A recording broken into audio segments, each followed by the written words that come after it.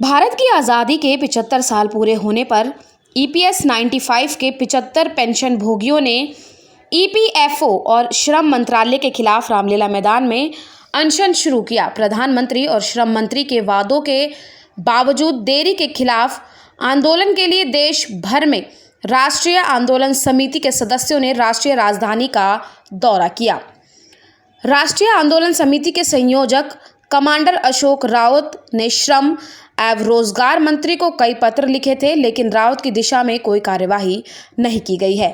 अशोक रावत ने कहा, भारत सरकार अन्य पेंशन योजनाओं को सुचारू रूप से चला रही है, लेकिन ईपीएस 95 पेंशन भोगियों के साथ सौतेला व्यवहार किया जा रहा है। जो सुप्रीम कोर्ट का आदेश है हायर पेंशन के मामले में उससे लागू किया जाए और जो लोग स्कीम में नहीं आते उनको स्कीम में लाया जाए, ताकि ये पेंशन फंड जो है वो विश्व का सबसे बड़ा फंड बने। तो ये 4 मांगे लेके हम चल रहे हैं। अब इसके दौरान हमने 6 साल से हमारा संघर्ष है। हमने आदरणीय प्रधानमंत्री जी से 2 बार मुलाकात की, आधे घंटे चर्चा की। उन्होंने दोनों बार हमें आश्वासित किया कि आपका मुद्दा जेन्युइन है और मैं ये करूँगा। अब मुद्दा जेन्युइन क्यों है? क्योंकि इन लोगों ने पूरी ज़िंदगी हर महीने पेंशन के लिए पैसे भरे हैं। तो हर महीने अगर पेंशन के लिए कोई पैसे भरता है, पहले 417 भरते थे, फिर 541 भरते थे, अभी 1250 भर रहे हैं। इतना पैसा हर महीने भरने के बाद इन लोगों की औसतन पेंशन पूरे हिंदुस्तान में 1171 रुपया है।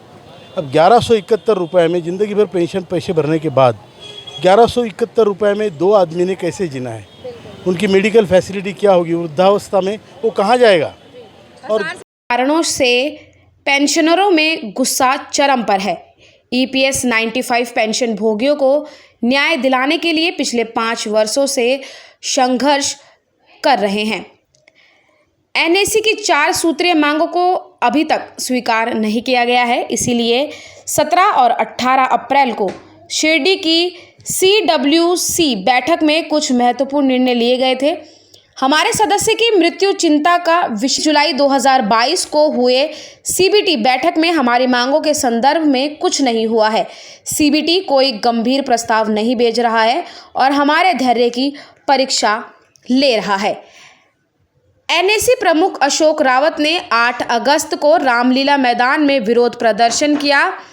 एनएसी के प्रमुख कमांडर अशोक रावत ने मीडिया को संबोधित करते हुए कहा, ईपीएफओ पेंशन भोगियों के खिलाफ चाल चलकर सीबीटी सदस्यों को गुमराह करने की कोशिश कर रहा है।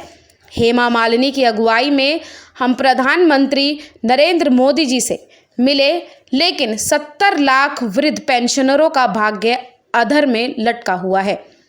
बुलढाणा महाराष्ट्र स्थित एनएसी मुख्यालय में 24 दिसंबर 2018 से महिलाओं सहित सैकड़ों वृद्धावस्था पेंशन भोगी चैन भूख हड़ताल पर है। वह आंदोलन का 1323वां दिन है। यह खेदजनक और निराशाजनक है कि हमारे प्रधानमंत्री द्वारा 2 बार पूर्व में किए गए वादे अभी तक श्रम मंत्रालय द्वारा पूरे नहीं किए गए हैं।